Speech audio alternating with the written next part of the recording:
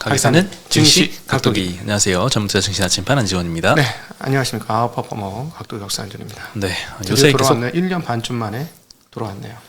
뭐 아웃퍼폼은 사실 뭐 항상 마이너스에서 아웃퍼폼 하는 건 의미 없죠. 의미 없어요. 거기 의미 두지 말자. 네, 플러스에서 아웃퍼폼을 해야죠. 아웃퍼포머. 네, 그렇습니다. 네. 또 근데 이렇게 몇 년으로 따지면 한 1년 반 시기열로 따지면 또 의미 없지 뭐. 그죠? 1년 반 시기열 정도 따지면. 네. 그렇죠. 하락기가 좀 길었잖아요. 네, 그렇죠. 네, 21년도 초에 코스피가 고점 찍고 계속 내리막 2년 동안 했으니까 참 길고 긴 시기가 지나왔습니다. 네, 그래도 이제 1차 목표를 향해 갑니다. 22년 연초 수익률 회복하고 2차 목표는 21년 중순 수익률을 회복하는 것을 목표로 착착 진행 중입니다. 네. 네. 언제 들어왔든 모든 고객이 플러스 되는 날이 올해 안에 빨리 좀 왔으면 좋겠네요. 네, 올해 안에 전혀 안 보였는데 보이기 시작합니다. 끝이. 잡을 수 있을 것 같아. 네. 근데 막 얘를 다 달리기를 하는데 앞에 사람이 안 보여. 그러면은 포기하는 마음이 드는데 저 끝에 점처럼 보이기 시작했습니다. 네. 이제 따라잡을 수 있겠다. 네. 네. 근데 또 이렇게 항상 또 약간 겸손의 미덕을 좀 잃을 때면 항상 또 이렇게 시장이 조정할 때 된 거예요? 조정할 때 됐지. 벌을 주잖아요. 벌을 주죠. 이제 네. 조정할 때 됐습니다. 조심해야 됩니다. 네. 왜 내일 CPI 하면서 한번 우장창 한번 해야 될 거 아니야. 뭐 아직 이렇게 시장이 이렇게 이번에 CPI 혼내준 기억이 좀 지금 까먹으려 그래서 한번 또 올 때가 된 것 같긴 해요. CPI 안 좋다 한 겁니다. 계속 CPI 안 좋다. 네. 예상보다 높게 나온다. CPI. 한 대 얻어 맞는다 겁니다. 저. 예상보다 높게 나오면 네. 시장이 박살난다까지. 그게 아니고 탕수육을 걸어야지. 그러니까 당연하지. 높게 나왔고 후반에 조금 회복을 할지라도 일단 마이너스다. 무조건 박살난다. 네. 어떡하죠? 의견이 저도 일치하고 있어요. 컨센 6.2보다는 높게 나올 것 같습니다. 승부가 안 되네. 그러면 이렇게 할까요? 네. 뭐 높게는 나올 수 있는데 시장이 그래서 올라간다 떨어진다. 그럼 제가 이번에 이제 나머지 선택권 남은 거 걸겠습니다. 나 더 떨어졌다 올라간다로 할 건데. 아니면 종가 기준으로. 종가기로 마이너스지. 당연하죠. 마이너스요? 당연히 마이너스. 저는 플러스로 하겠습니다. 그럼 짜장면만 합시다. 내가 이긴 알겠습니다. 게임이야 이거. 짜장면만. 뭐 이때까지 근데 항상 제가 이겼기 때문에 기운은 좋습니다. 짜장면만 먹어도 돼요. 오케이. 네. 알겠습니다. 나는 우동으로. 네. 예. 아니요, 탕수육도 사드릴게요. 저도 먹어야 되기 때문에. 네. 네, 오늘 코스피 0.5% 올랐고요. 코스닥은 0.9% 올랐습니다. 이렇게 잡담이 길어지네요. 또 기분이 좋으니까. 네, 오늘 개인 투자자가 코스피에서 한 4천억 매도했고요. 코스닥에서 1,000억 정도 매도했습니다. 외국인은 뭐 안 사는 듯 싶다가 코스닥 600억, 1,100억씩 또 순매수를 했고 기관이 한 10거래일 만에 매수한 것 같아요. 오늘 코스피에서 3천억이나 순매수가 들어왔습니다. 어쨌든 2,500은 참 머네. 2,400에서 정말 오랫동안 놀고 있어. 정말 신기할 정도로. 네, 박스권에서 계속 왔다 갔다 하고 2,500의 상단을 때리려고 하는데 이제 이게 기술적으로 보면 때렸는데 안 뚫리고 때렸는데 안 뚫리고 때렸는데 안 뚫리면 밑으로 빠지는 거잖아요. 근데 단 하나 밑이 상향하면서 두들기면은 그건 위로 뚫리는 거예요. 근데 약간 저점이 좀 올라오고 있지 않나요? 지금? 그래서 요 두 번째 확률이 지금은 조금 더 높지 않나 싶습니다. 보통 이게 안 뚫리면 진짜 무너지거든요. 네. 하다 안 돼가지고. 알겠습니다. 네, 오늘은 이제 국고채 금리도 조금 떨어졌더라고요. 10년물, 3년물이 5bp 한 3bp 정도씩 좀 하락하면서 성장주가 좀 강세를 보였습니다. 오늘 엔터 업종, 2차 전지, 뭐 게임주들, 뭐 호재도 나왔지만 성장주들 다 올랐고요. 그리고 챗 GPT발 반도체 수요 기대도 계속되고 있는 것 같습니다. 오늘 반도체 섹터 전부 다 좀 다 좋은 모습 보여줬습니다. 업종별로는 운수장비 섹터가 제일 좋았는데요. 네, 명신산업, SL, 화신, 현대모비스, 만도, 현대위아, 현대차, 기아 다 자동차 완성차도 뭐 쪽 소폭 올랐지만 부품업체들이 오늘은 많이 올랐습니다. 네, 그리고 전기전자 섹터가 두 번째였는데요. LG전자가 요즘에 굉장히 좋습니다. 전장 수주가 어마어마하더라고요. 조단이죠? 네, 좀 이따 자세히 말씀드리겠습니다. 5.7%나 상승을 했고요. 이스페타시스, 대덕전자, 하이닉스, DB하이텍 다 2%에서 5% 사이 많이 올랐고요. 삼성전자도 오늘 0.5% 플러스로 마감했습니다. 서비스 업종 많이 올랐는데요. 하이브가 무려 7%나 올랐습니다. 떨어지더니. 네. SM 가지고 지금 카카오하고 지금 줄다리기를 하고는 있죠. 그리고 결국에는 하이브가 가져갈 것이다. 이런 기대감에 요즘에 오늘 일단 주가는 좀 반영이 된 것 같습니다. 이게 주가로 따지면은 저거잖아요. 독점이잖아요. 과반을 넘어가니까. 근데 이게 과점인지 아닌지 모르잖아요. 그쵸? 무슨 말씀이시죠? 연예계 과점이잖아요. 아. 만약 이제 대주주가 되면은 다른 거는 독점 이슈가 걸려가지고 그 상장에 대한 그 주변 사람들한테 뭐 물어보고 막 그러지 않습니까? 조선업체도 네. 막 다른 나라한테 물어보고. 근데 이거는 주식 시장으로 따지면 과반이 분명히 맞는 것 같은데 시장 전체로 따지면 과반인지 아닌지 알 수가 없을 것 같아요. 그러긴 하네요. 예. 그래서 이거는 인수를 한다고 해도 이게 무슨 독점 이슈가 제기하기가 되게 어려울 것 같긴 합니다. 네. 뭐 반도체를 판다면 반도체 매출액 기준으로 하겠는데, 그렇죠. 뭐 엔터도 매출액이 있긴 있습니다만, 네. 이걸 뭐 약간 어떻게 따져야 될지 좀 애매하긴 하네요. 예. 네. 네. 오늘 다우기술, 넷마블, CGV, 크래프톤, 카카오, 네이버 다 플러스로 마감을 했고요. 운수창고에서는 항공주들이 좋았습니다. 특히 LCC가 오늘 3-4%씩, 티웨이, 한진칼, 뭐 제주항공 다 상승을 했습니다. 금융업이 오늘 안 좋았습니다. 특히나 이제 은행주들, 은행 지주들이 막 3-4%씩 오늘 많이 떨어졌는데요. 이유가 있었죠. 네, 정부에서 다 규제적인 좀 발언들이 있었고요. 좀 이따 자세히 말씀드리겠습니다. 네. 전기가스 업종이 그 다음으로 하락세를 기록을 했습니다. 네, 오늘 밤에 이제 내일 새벽 되면은 미국 CPI가 발표가 예정이 되어 있는데요. 컨센서스는 전년 대비 6.2%가 컨센으로 형성이 되어 있고, 근원 CPI는 5.4%로 되어 있습니다. 네, 일단 추가로 이제 CPI 구성 뉴스에서 변동 사항이 있는데, 식품이랑 에너지 가격 가중치가 조금 줄어들고 주택 부분 가중치가 좀 커지게 됩니다. 근데 요 가중치를 변화하면 아무래도 최근에 주택 가격이 좀 높다 보니까 물가가 좀 예상보다 더 높게 나올 것이다, 이런 전망들이 좀 있고요. 최근에 또 물가가 또 예상보다 높을 것이라는 전망에는 노 랜딩에 대한 전망도 조금 포함이 되어 있는 것 같아요. 미국 경제가 하강하지 않고 계속 성장을 이어갈 것이다라는 전망인데, 최근에 이제 고용, 소비 지표 강세, 그리고 반등한 주택 수요, 그리고 높은 가격에서 다시 재반등하고 있는 뭐 중고차, 자동차 가격, 이런 근거들로 해서 노랜딩에 대한 전망이 조금씩 커지고 있는 것 같습니다. 선물 시장에서 1년 후에 인플레이션 예측치가 2.4%에서 3.9%로 많이 올라갔고, 골드만삭스에서 향후 1년 동안 침체가 올 가능성을 35% 전망하다가 25%로 내렸습니다. 그러면서 노랜딩 전망도 최근에 좀 많아지고 있는데, 결국 말도 잘 지어내. 응? 계속 둥둥 떠다니는 거? 그러면? 네. 그리고 챗 GPT발 고성능 이 D램 수요 급증 기대감도 계속되고 있는 것 같은데요. HBM이죠. 뭐 하이닉스가 좀 양산을 제일 먼저 해서 지금 시장에서 뭐 60%에서 70% 정도 MS를 차지를 하고 있는데, 뭐 반도체 하이닉스가 특히나 이제 어제 한 3% 정도 많이 빠졌잖아요. 오늘 3% 급등하면서 상승폭을 다 하락폭을 다 메꿨고요. 삼성전자도 AI 서버용 D램을 개발해서 작년 말부터 AMD에 납품을 시작을 해서 열심히 따라오고 있다고 합니다. 네. 어제에 이어서 오늘도 디자인하우스가 좀 강세를 보였습니다. 특히나 AD 테크놀로지가 추가로 5.7% 급등하면서 최근에 무섭게 상승을 이어가고 있고요. 고점보다는 힘이 좀 빠지는 것 같아요. 찍고 좀 많이 내려와서 끝났습니다. 네, 맞습니다. 10% 이상 올랐다 빠져서 끝났습니다. 그렇죠. 뭐 디자이너스 3사 다 오늘 엄청 급등했었는데 장중에는 나머지 두 업체는 뭐 상승폭 많이 반납해서 끝났습니다. 그리고 HBM의 이 테스트용 소켓 공급한다는 이 TSE도 오늘 7%나 상승을 해서 반도체가 그래도 의외로 이 챗 GPT 수요에 좀 수혜를 받을 수 있을 것이다, 이런 기대감이 좀 점점 퍼지고 있는 것 같습니다. 사람들이 많이 쓰면 서버 폭발적으로 늘겠죠. 그러면 그 의외로 그 전혀 생각지도 않았던 그 XR이 뚫어줄 거냐, 무슨 자동차가 뚫어줄 거냐 했는데 이게 뚫어줄 수도 있습니다. 이거와 관련되어서도 저희 IT신 이용수 대표와 함께 대담을 했던 것이 주말에 나가거든요. 그래서 꼭 보시면 많은 도움 될 거고 미래 전망에 대한 이야기도 할 겁니다. 물론 이제 챗 GPT 얘기도 했고 뭐 자동차 얘기도 많이 했었는데요.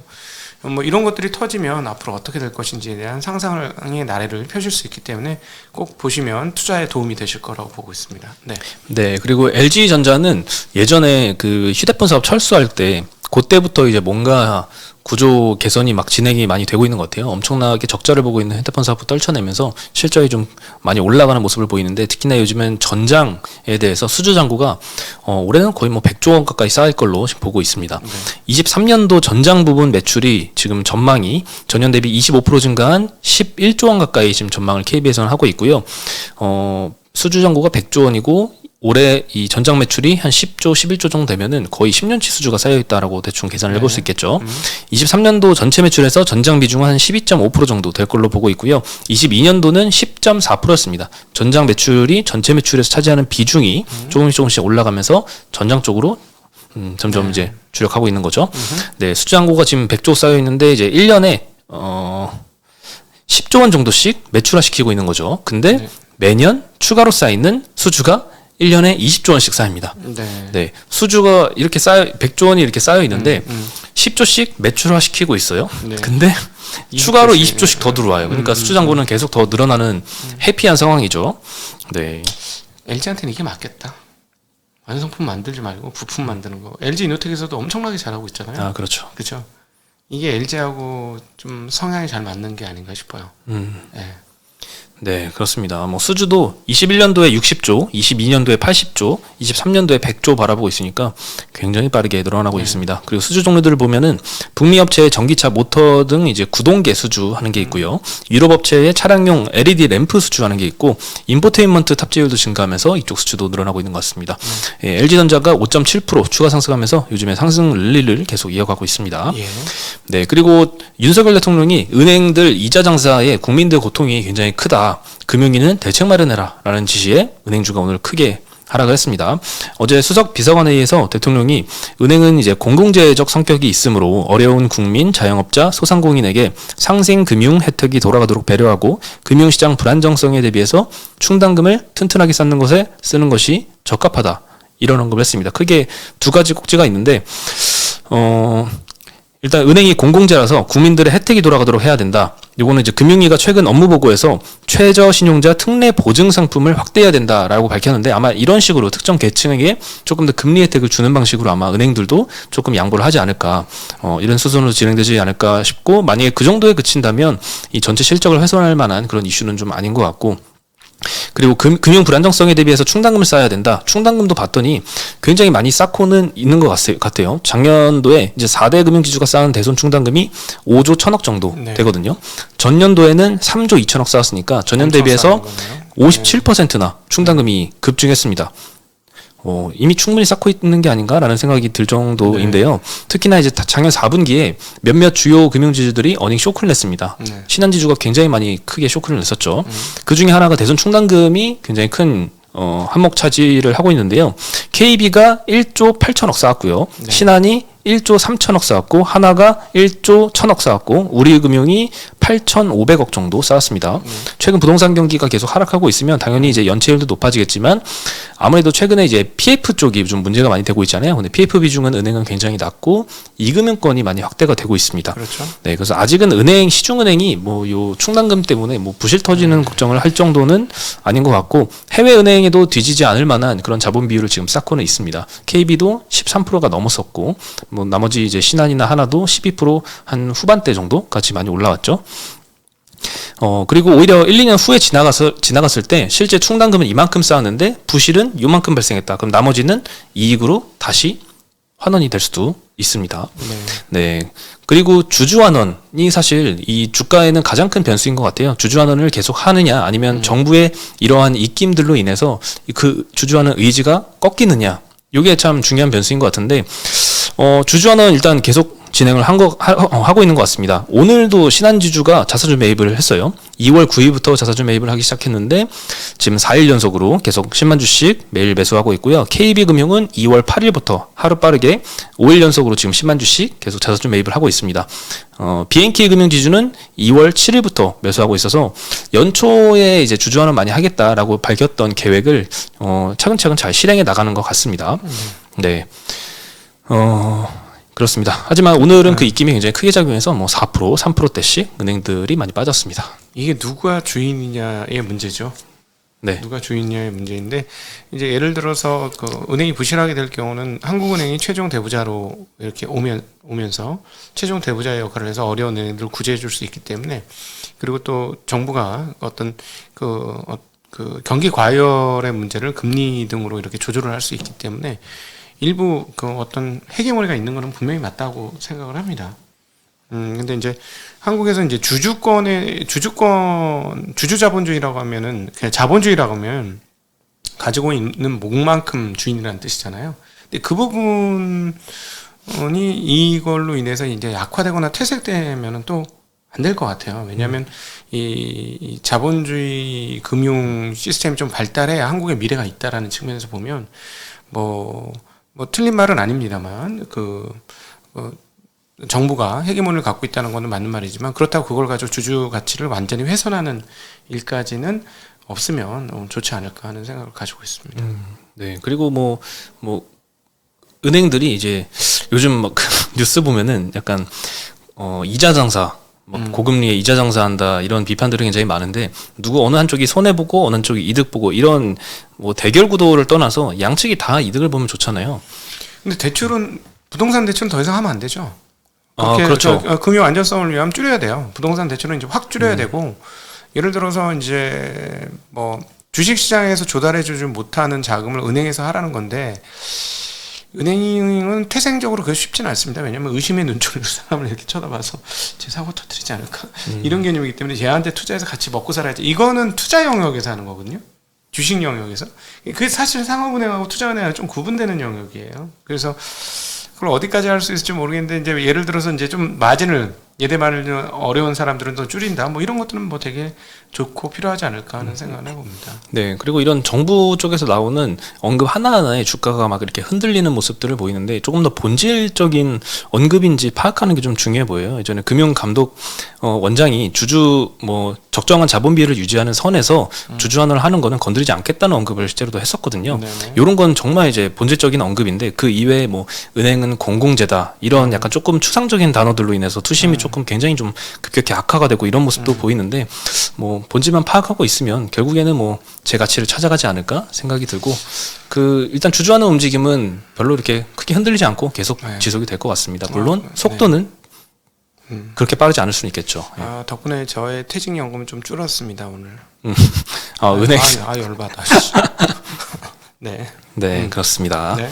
마지막으로 이제 오늘 게임주 중에서도 컴투스가 자회사가 신작 VR 게임이 중국 앱스토어에서 1위를 했다라는 소식에 11% 급등을 했습니다. 컴투스로카라는 자회사의 VR 게임인 다크 스워드가 출시 당일에 중국의 피코 스토어에서 유료 앱 1위를 달성을 했다고 합니다. 피코가 뭐 전 처음 들어보는데 VR 기기에서 이제 시장 점유율 2위 차지하는 곳이라고 하더라고요. 이거 저희가 하는 거잖아요. 어디야? 바이두. 바이두 건가요? 미국에서 지금 이게 난리가 났죠. 지금 얘네한테 쫓길까봐. 네, 저도 옛날에 한때 이 VR 게임에 빠져가지고 VR 게임장이 한때 막 이렇게 유행처럼 많아진 때가 있었어요. 네. 그때 막 일주일에 한 2번씩, 막 3번씩 이렇게 갔던 와이프도 막 같이 데려가고 막 이랬었던 기억이 있는데. 가면 야한 거 보는 데 아닌가요? 제가 어떤 그 화살 쏘는 게임에 꽂혀가지고. 네. 그 야한 거가 실사처럼 나와서 좋아하는 그런 거 좋아하는 사람들이 가는 데 아닌가요? VR 게임장은요 이렇게 공개된 장소예요. 그래서 그러니까 뭘 할 수가 없어요. 나 혼자만 이렇게 보니까. 근데 내가 뭘 보는지 모르잖아. 안 해보셨죠 VR 게임? 네, 안 해봤는데. 네, 우리가 이게 VR 저는 쓰고 있지만 옆에 컴퓨터 화면이 있어가지고 내가 어떤 화면을 보고 있는지 다 볼 수가 있어요 옆에서. 그래서 이상한 거 볼 수가 없습니다. 아니 뭐 사실은 그 사업이 잘 되려면 결국 그게 들어와야 되는 거 아닙니까? 그런 게? 그게 들어와야 확 커지는 거지. 사실 다 그거 보려고 본 것 같은데 주변에 보니 산 사람들은. 아닌가? 제 주변에도 한 명 있는 것 같긴 해요.